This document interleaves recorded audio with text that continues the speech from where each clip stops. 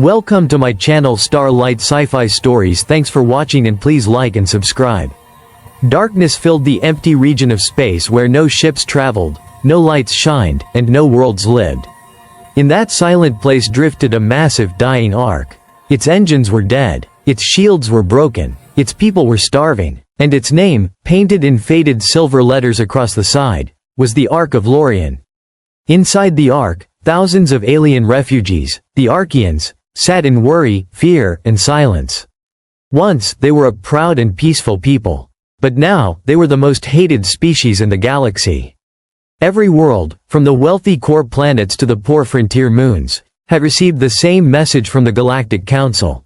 The Arkians carry a deadly plague. They are to be banished from all settled space. Any planet that helps them will be punished.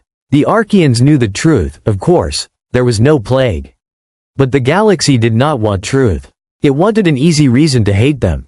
And so, their Ark drifted. No fuel, no allies, no future. Yet something still burned inside them, a tiny spark of hope that refused to die.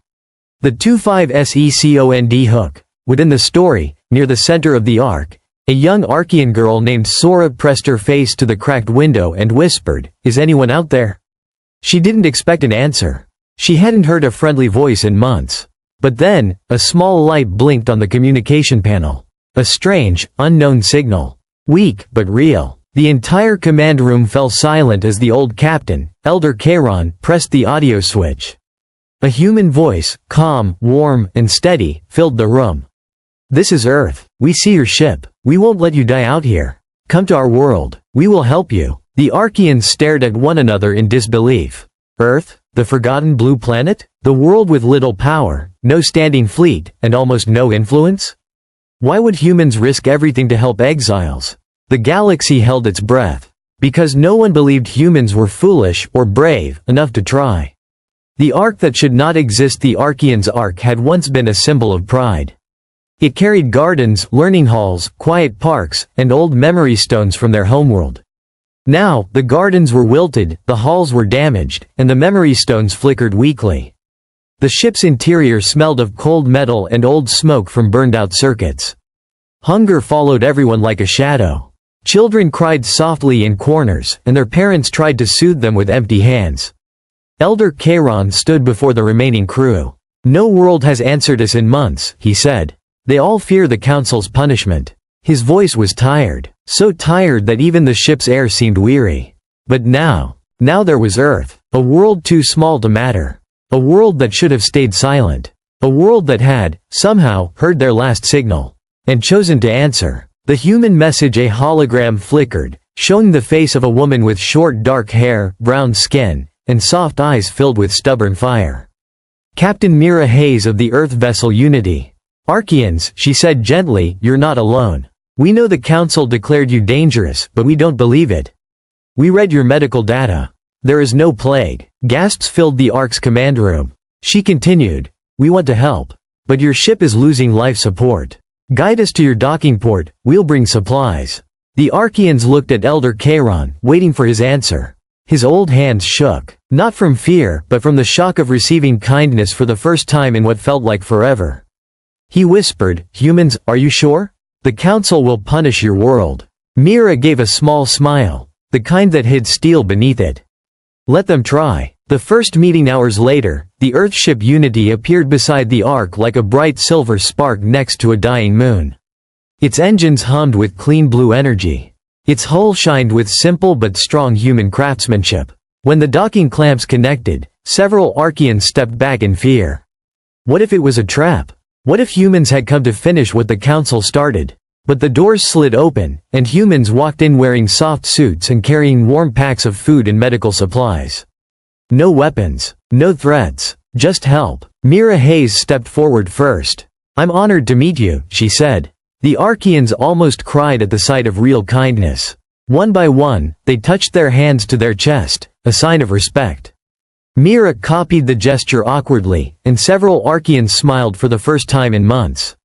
Food was shared, water was given, the weak were treated, the injured were cleaned and healed. Humans worked without fear, without hesitation, without caring what the rest of the galaxy thought. The warning from the Galactic Council, but help never stays secret for long. Hours after Unity arrived, a harsh message blasted across both ships. A large hologram of the Council speaker appeared. His eyes were sharp and cold. "Earth," he said, "you have broken galactic law. The Arkians are banished. If you continue to aid them, you will share their fate." Mira stepped in front of the camera, her expression calm. "With respect, your information is false. The Arkians are not infected. That is not your concern," the speaker said sharply. "Obey, or be punished." Mira ended the transmission without another word. The humans and Arkians looked at her, waiting. She shrugged. "They don't own us," she said simply. "Earth makes its own choices." The Arkians felt something strange then, something warm and powerful. Hope. Earth opens its doors. The journey to Earth took 2 long days. During that time, Arkians repaired what they could. Humans helped restore oxygen systems. Children played for the first time in months. And Elder Kairon watched Mira carefully, trying to understand this strange species that defied the galaxy. When their ship entered Earth's orbit, the Arkians gasped. Beautiful blue oceans, green continents, soft white clouds swirling like gentle paint strokes. It felt alive. It felt safe. It felt like a place where they could finally breathe. Earth sent a final message. Arkians, welcome. You have a home here if you want it. The refuge they never expected. The refugees were moved to a large human space station for temporary shelter. Doctors examined them and confirmed, again, that the plague accusation was a lie. Humans gave them warm meals, clean rooms, and medical care. But it wasn't the food or shelter that surprised the Arkians. It was the way humans talked to them. Like equals, like people, like friends. Back on the Ark, little Sora sat with human volunteers who taught her to draw Earth animals. Her favorites were dolphins, creatures that also loved to play in water. Elder Kairon watched humans laugh and share stories with his people. I do not understand, he said quietly to Mira. Why help us? What do you gain from this? Mira smiled softly. Nothing, she said. You just needed help, and we could give it. The Arkian elder felt something break inside him, something heavy he had carried for too long. He bowed to her. Your world is brave, he whispered. Braver than the Council. The suspense builds, but as the Arkians rested, humans made a discovery. Below Deck 4 of the Ark, where the damage was worst, sensors detected a sealed chamber. Completely locked. No entrance. No data. No power supply. And no Arkian was willing to talk about it. Human engineers found the metal was layered with old technology far older than the Arkian race. Mira asked Elder Kairon about it. He stiffened. That chamber must never be opened. Why? Mira asked. Kairon's voice dropped to a whisper. Because if it opens, the galaxy will come for all of us. Humans exchanged worried looks. What is inside? Mira pressed. Kairon met her eyes. His voice trembled with fear. Something the Council wants, something they banished us to hide. He took a slow breath. And if you discover it, Earth will become their enemy. The humming from the sealed chamber grew louder, like something waking up. Something alive, something ancient. The sealed chamber deep inside the Ark of Lorien vibrated like a beating heart. Faint blue lines glowed under the old metal, humming with ancient energy. Every hour, the humming grew louder. Humans and Arkians gathered near the chamber doors, fear and curiosity mixing in the air. Captain Mira Hayes stood at the front, her face unreadable. We need to understand what's inside, she said. If it's dangerous, we must know. If it's not, the Arkians deserve the truth. Elder Kairon shook his head. His old hands trembled. You don't understand, he whispered. This chamber is the reason we were banished. The reason the Council hunts us. His voice broke. And the reason my people may never be safe again. The truth begins to surface at last. Kairon asked everyone to sit. He looked tired, tired in his bones, tired in his soul. And when he spoke, his words felt heavy enough to crush stars. Thousands of years ago, he began, long before my people were born, a cosmic species lived across the galaxy. The Starborn, creatures made of living energy. They were peaceful beings who guided young worlds and protected life. Humans listened with wide eyes. One day, the Starborn disappeared. Some say they died, some say they left, but one of them, one child, was left behind. Kairon pointed at the sealed chamber. It sleeps in there. A long silence followed. A human engineer whispered, then the Arkians were protecting it?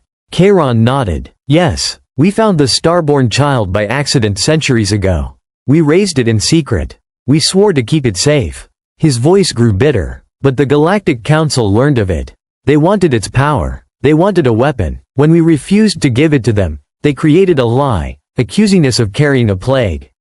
Mira clenched her fists. So the entire exile was a setup.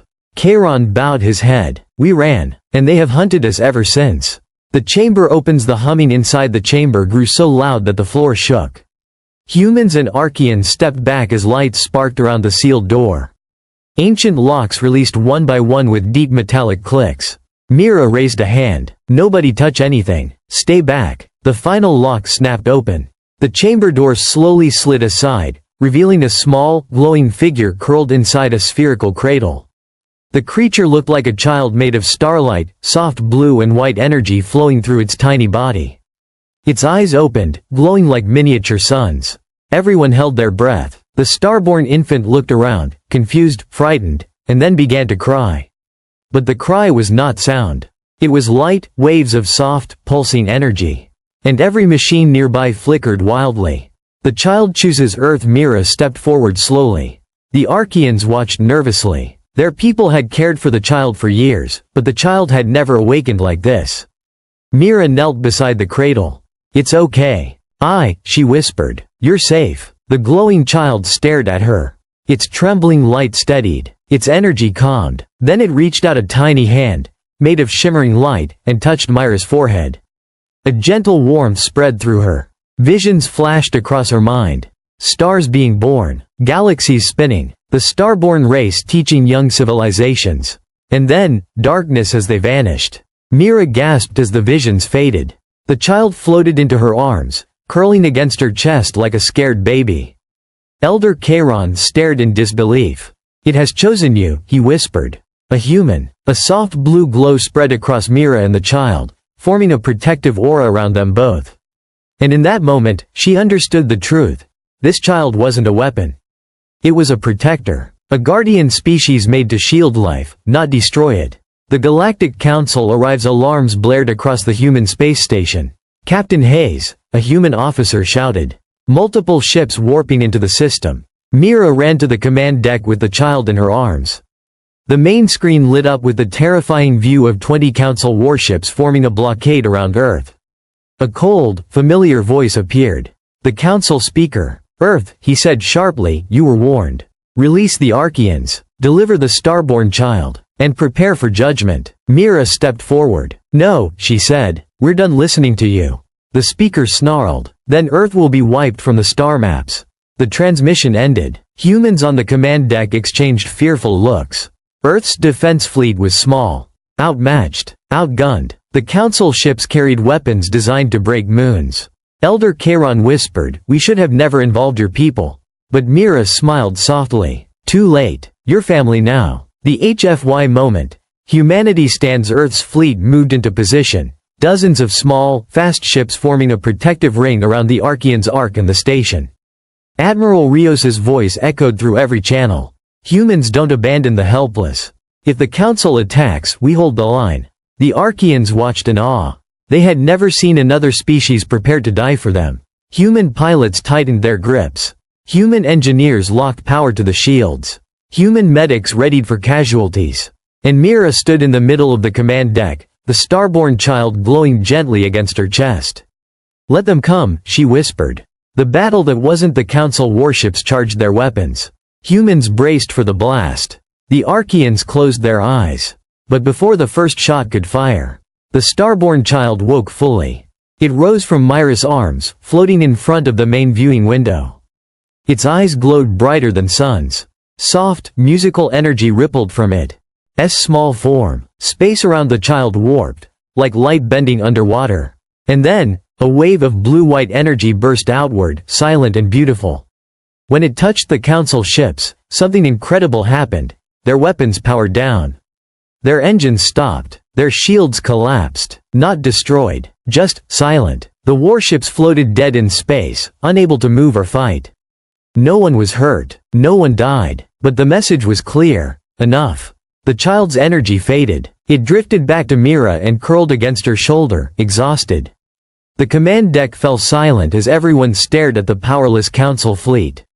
The fall of fear. A new message came through, this time from one of the Council captains, shaking with shock. "What is this, power? What have you done?" Mira answered calmly, "We didn't do anything. You attacked refugees, and a child defended them." The Arkian elder stepped forward beside her. "You wanted a weapon, but the Starborn were never weapons. They are protectors of life. Something your Council forgot long ago." Across the galaxy, news spread in seconds. Earth had sheltered exiles. Earth had stood against the Council. Earth had protected the Starborn child. And the Starborn had protected Earth. Small worlds, frontier colonies, and oppressed species began to speak out. If Earth can resist the Council, maybe we can too. System by system, planet by planet, voices rose in rebellion. The Council's power began to crumble. A new beginning in the weeks that followed. The Council was forced to withdraw its accusations. The plague lie was exposed. The Arkians were declared innocent. The Council speaker resigned in disgrace. And something unexpected happened. Many worlds, alien refugees, small civilizations, oppressed species, asked Earth for help, advice, or protection. Earth, the little blue planet that the galaxy once ignored, became known as the Sanctuary World. A place where the lost could find hope. A place where no one would be abandoned. The final moment on a sunny day in a peaceful clearing on Earth, a ceremony was held. Arkians stood beside humans. Human children played with Arkian children. And at the center, Elder Charon stood before the Earth flag. He placed his hand over his heart and bowed deeply. "Earth," he said, voice trembling, "you saw us when the galaxy turned away. You protected us when others hunted us. You gave us a home when we had none." He looked at Mira, standing with the Starborn child glowing softly in her arms. "You are not just allies. You are family, and we will stand with you forever." Mira smiled. "Then welcome home." The Starborn child lifted its tiny glowing hands, and a wave of warm energy washed over the crowd like sunlight. Flowers bloomed, trees brightened, and every living being felt the same message deep in their hearts. Together, we are stronger. Together, we are not afraid. Together, we survive. The end.